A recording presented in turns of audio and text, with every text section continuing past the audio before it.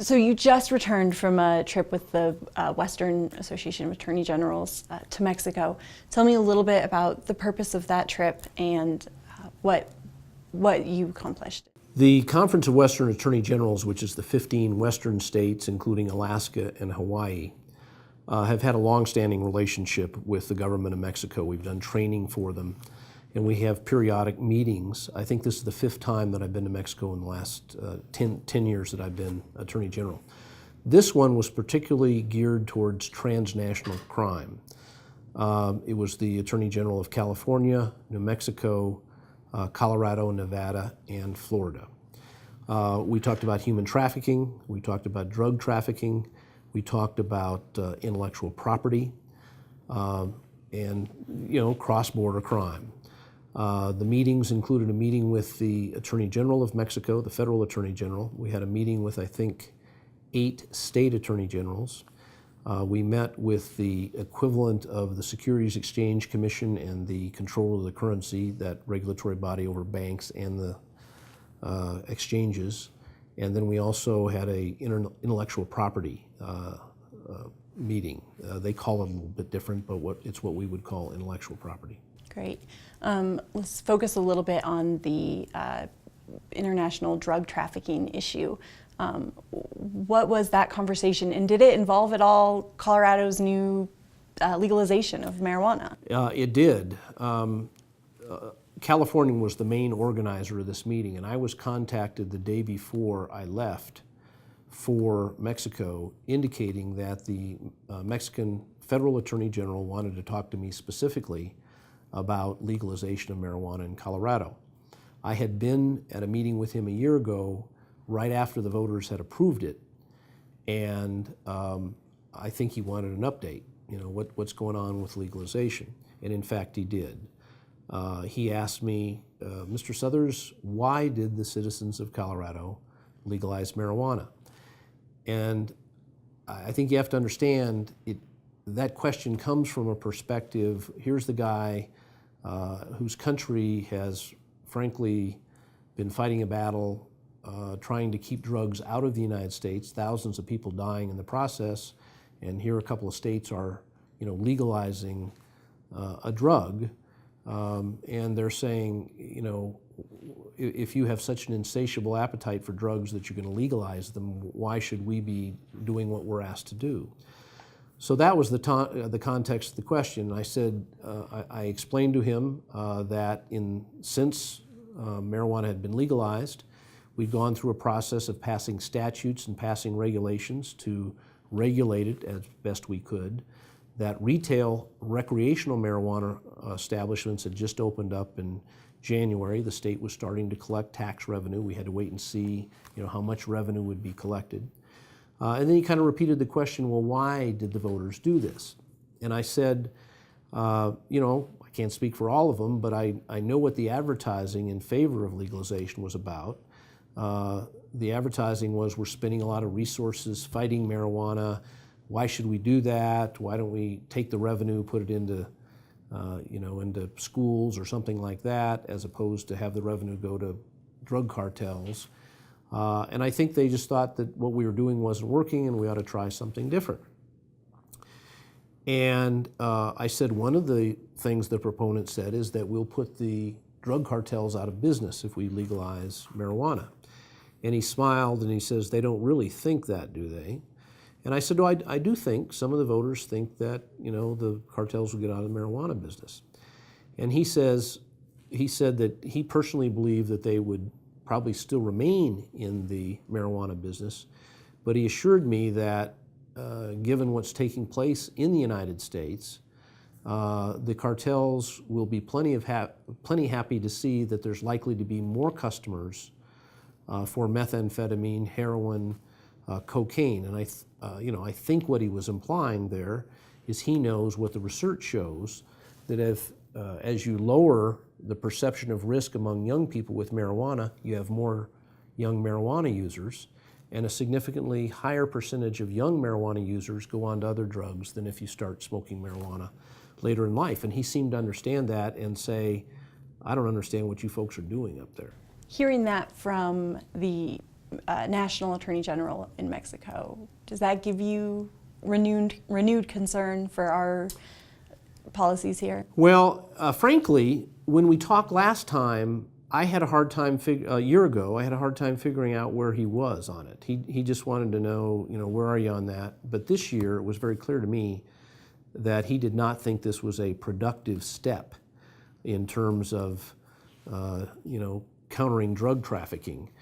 And I can't blame him. I do think Mexicans have kind of a view of, look, your country seems to have this insatiable appetite for drugs. You expect us to cooperate with you in keeping them out of the country. It's been a great expense to us in terms of lives and law enforcement resources, and you don't seem very serious about this issue. And so, I understand where he's coming from. For us, it's a little more complicated than that. I had to also explain to him, hey, it's my job now. Even though I was personally opposed to this, I have to do the best job I can to represent the Department of Revenue, Department of Health in implementing these laws. And he said he'll be very interested to see in the next couple of years how this all plays out. Great. In terms of drug trafficking in general in the state of Colorado, is it a significant issue for our state? Is there work that needs to be done? What came out of this? Well, you need to understand that we have a large presence of Mexican drug cartels in Colorado. My office had a seizure of liquid methamphetamine. For a long time, it was coming into the country in crystallized form. Now we're seeing it in liquid form, where they're actually coming in factory-sealed sports bottles. And they're coming directly from Mexico to here. So we were talking about how do we figure out who these sports drink manufacturers are that are during the nighttime actually sealing methamphetamine bottles. Heroin is exploding in the United States, and it shows some of the complexity of our substance abuse problems. We have a prescription drug epidemic in the United States. Colorado is number 2 on a pro rata basis. 250,000 Coloradans are addicted to prescription drugs. Most of that is prescription opioids. What we're finding, a couple years ago we had this huge increase in heroin. We said, what's going on? Heroin use had been fairly stable for a couple of decades. Well, we figured it out. As the supply of prescription opioids is interrupted, grandma dies, you're stealing out of her medicine cabinet, or somebody at school's no longer there anymore, or it gets too expensive where you're paying 40 or 50 bucks for one OxyContin pill. What people are doing is turning to street opioids, heroin. And we're having record numbers of heroin overdose deaths in our states as a result. This is all Mexican-driven activity. So there's a lot to talk about when we get together with Mexican law enforcement, no question about it. Great. And make the leap for me, it's federal drug policy. Why is it important for states to get involved in an international way with? Because 95% of crime prosecutions take place in the state, only 5% take place federally. You'll see the United States Attorney's Office, and I used to be the United States Attorney, so I know this. We'll get involved in some major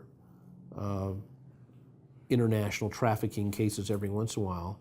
But my office works with the DEA, for example, on a day-to-day basis. They'll come to us quite frequently. We're able to turn around wiretap applications more quickly than the federal government and things like that. They find us a little more nimble. And sometimes they bring us what appears to be a small case. By the time we get a couple of wiretaps, it turns out to be a very big case. So a lot of the action, if you will, it takes place on the state and local level.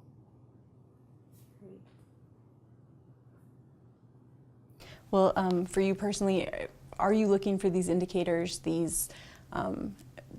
Attorney General's office, things that Colorado's legalization of marijuana might be heating up the drug culture here? my biggest concern, my opposition to legalization was based on two principal facts. We have 35 years of research through the National Household Drug Survey that takes place every year that shows that adolescent use of marijuana is wholly a function of their perception of risk. Perception of risk goes up, use goes down. Perception of risk goes down, use goes up. We are driving young people's perception of the risk of marijuana into the ground. They can pick up Westward, they can pick up the Colorado Springs Independent, all kinds of marijuana advertising. Kids read these things. They see retail stores. They see the people spinning signs, come get your marijuana. So they think there's no risk involved, when in fact for the adolescent brain, there's significant risks. And keep in mind, 1 in 8 Colorado kids is now smoking more than 20 times a month. About 23% of teenagers in Colorado have smoked in the last month. 1 in 8, 12%, have smoked 20 or more times. That's the level at which you're going to incur some permanent IQ loss. You're going to make yourself much more susceptible to some mental health issues, including psychosis. And we know that 20 to 25% of kids that start before age 18 move on and become addicted to other drugs. Whereas if you don't start smoking marijuana till over 21, it's only like 5% wind up getting addicted to other drugs. So those things are what gave me concern, and as I say, that's all going to play out. I'm asking Colorado citizens to monitor 3 things. What does the legalization of marijuana do to our overall drug use rates, with special emphasis on young people? How much diversion do we have to other states? Law enforcement estimated that with medical marijuana, about a quarter of it got diverted out of the state. If we keep at that pace with recreational marijuana, that's a lot of marijuana going to states that didn't approve of legalization. And then finally, have we really succeeded in getting the criminal element out of it? Or, are they going to stay in the black market in marijuana? And do they see this as a huge opportunity to push meth, cocaine, and heroin on our current pool of young marijuana users? Great. The only follow-up question I have from that is the keeping the criminal element out of it. There have been a couple of raids here in Colorado where the federal government has at least suspected a criminal element. Do you think that there's a criminal element in the legalized? I have every reason to believe that we will continue to see criminal elements in marijuana. The federal case is subject to grand jury investigation. Can't talk about that. But when you have a 25% tax on something, you have to ask yourself, will there be a black market?